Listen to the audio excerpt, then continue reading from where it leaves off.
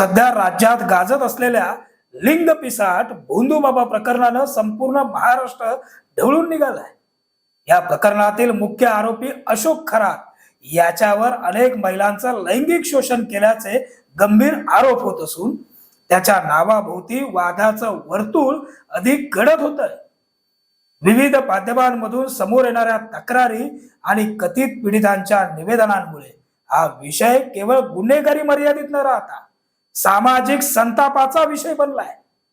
या पार्श्वभूमीवर भोंदूगिरीच्या आडून महिलांचं लैंगिक शोषण करणाऱ्या लिंग पिसाट अशोक खरात सोबत थेट सावंतवाडीच्या आमदार महोदयांचं कनेक्शन समोर येणं ही केवळ सिंधुदुर्ग जिल्ह्यासाठीच नव्हे तर त्या सावंतवाडी वेंगुर्ला दोडामार्ग या विधानसभा मतदारसंघासाठी तितकीच लज्जास्पद बाब आहे। केसरकर आणि त्यांची तथाकथित बुवा भक्ती ही काही नवीन बाब नाहीये। याबाबत विरोधकांनी केलेली टीका वेगळी, पण स्वतः केसरकरांनी विविध प्रसंगी व्यक्त केलेली श्रद्धा आणि काही भोंदू बाबांशी असलेले संबंध हे अनेकदा चर्चेचे विषय ठरले।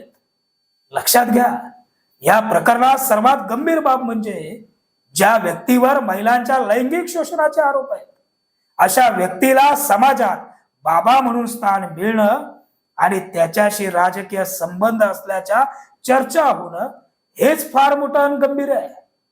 अशोक खरात याच्यावर आरोप आहे की तो धार्मिक आडोशाचा वापर करून महिलांची फसवणूक करत असे, मानसिक प्रभाव टाकून त्यांचं शोषण केल्याचंही काही कथित तक्रारींमध्ये नमूद करण्यात आलंय।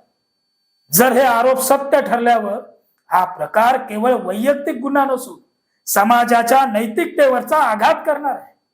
नमस्कार, मी साईनाथ गावकर आपणा सर्वांचं कोकणशाहीच्या विशेष संपादकीयमध्ये स्वागत करतो।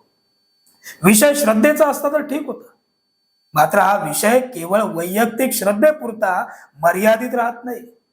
कारण केसरकर हे लोकप्रतिनिधी आहेत, त्यामुळे त्यांनी कोणाला मानावं आणि कोणाच्या सहवासात राहावं हा केवळ वैयक्तिक निर्णय राहत नाही, तो सार्वजनिक विश्वासाशी निगडीत ठरतो। अशा पाठबळामुळेच अशा भोंदू बाबांची समाजातील किंमत वाढते ही वस्तुस्थिती नाकारता येत नाही। मुद्दा अत्यंत सरळ आहे, अशा लिंग पिसाड भोंदू बाबांची गरज नेहमी दीपकबाईंना का भासते?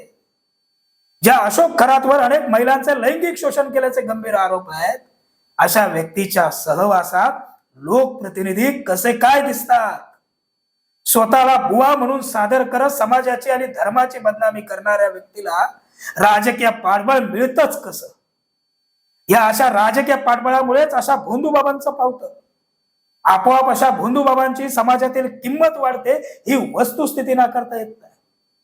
सावंतवाडी ही सुशिक्षित आणि सुसंस्कृत मतदारसंघ म्हणून ओळखला जातो। अशा ठिकाणच्या आमदाराचा संबंध एका व्यभिचारी आणि वादग्रस्त व्यक्तीशी जोडला जाणं हे स्थानिक नागरिकांसाठी चिंतेचं कारण ठरत आहे।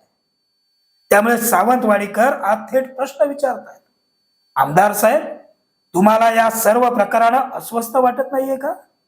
सध्या चर्चेत असलेल्या या प्रकरणात मुख्य आरोपी म्हणून समोर आलेल्या अशोक खरात याच्यावर अनेक महिलांनी गंभीर आरोप केल्याची माहिती समोर येते।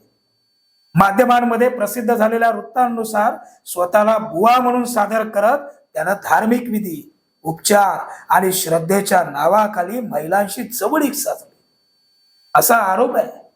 काही तक्रारींमध्ये मानसिक दबाव, अंधश्रद्धेचा गैरफायदा आणि लैंगिक शोषणासारख्या गंभीर बाबींचा उल्लेख असल्याचंही सांगितलं जात आहे। या कथित प्रकारामुळे समाजात संतापाची लाट उसळली असून अशा भोंदूगिरीच्या आड लपलेल्या गुन्हेगारी प्रवृत्तींचा पर्दाफाश होणं अत्यंत गरजेचं असल्याची भावना नागरिक व्यक्त करतायत।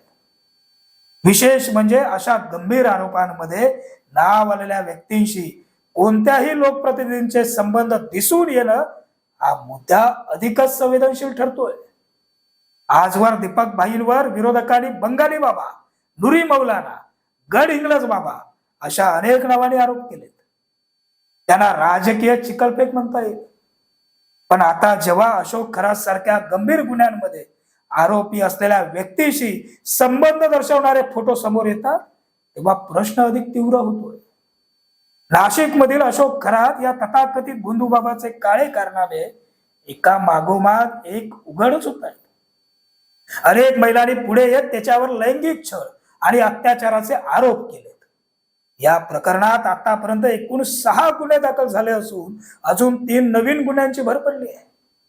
धार्मिक विधी, तंत्रमंत्र आणि आस्थेचा गैरफायदा घेत महिलांची फसवणूक आणि शोषण केल्याचा आरोप करण्यात येतो. हे सगळं ऐकून प्रत्येकाच्या मनात संताप आहे. हे आरोप ज्याच्यावर होत आहेत त्याच विषयाशी संबंधित तब्बल 6 गुन्हे ज्या भोंदू बाबावर दाखल होत आहेत त्या भोंदू बाबाचे तुम्ही भक्त आहात. या भोंदू बाबाच्या जीवावर निवडणुका जिंकता येतील हो, पण विकास कामं नाही करता यायची. सगळ्यात मोठी आश्चर्याची बाब म्हणजे तुम्ही मात्र बाहेर राहून एक व्हिडिओ फेसबुकवर पोस्ट करून मोकळे झाला. मरो तिकडे जनता काय दगड फोडो. आपली बाजू लावून धरायला आपले जिल्हा प्रमुख प्रेस घ्यायला आहेतच. स्वतःच्या हाताला लागलेली घाण दुसऱ्याच्या हाताला कशी लावायची हे कसब त्यांनाही माहितीये. खरंच सगळं काही संतापजनक आहे राव. सावंतवाडीकरांची मागणी स्पष्ट आहे. आमदार दीपक केसरकर यांनी या प्रकरणावर स्पष्ट भूमिका मांडावी. त्यांच्या मतदारांना आणि जिल्ह्याला सत्य करण्याचा अधिकार आहे. कारण शेवटी प्रश्न केवळ एका व्यक्तीचा नाही, तो आहे समाजाच्या नैतिकतेचा, जनतेच्या विश्वासाचा आणि लोकप्रतिनिधींच्या जबाबदारीचा. सावंतवाडीकर उत्तरांची वाट पाहत आहेत. आता या लिंग पिसाड भोंदू बाबाचे भक्त असलेले केसरकर नेमकं काय बोलतायत की नेहमीप्रमाणे जागच्या जागी सारवासारव करतायत हेच महत्वाचं आहे. पाहूया आगे आगे होता है क्या. धन्यवाद.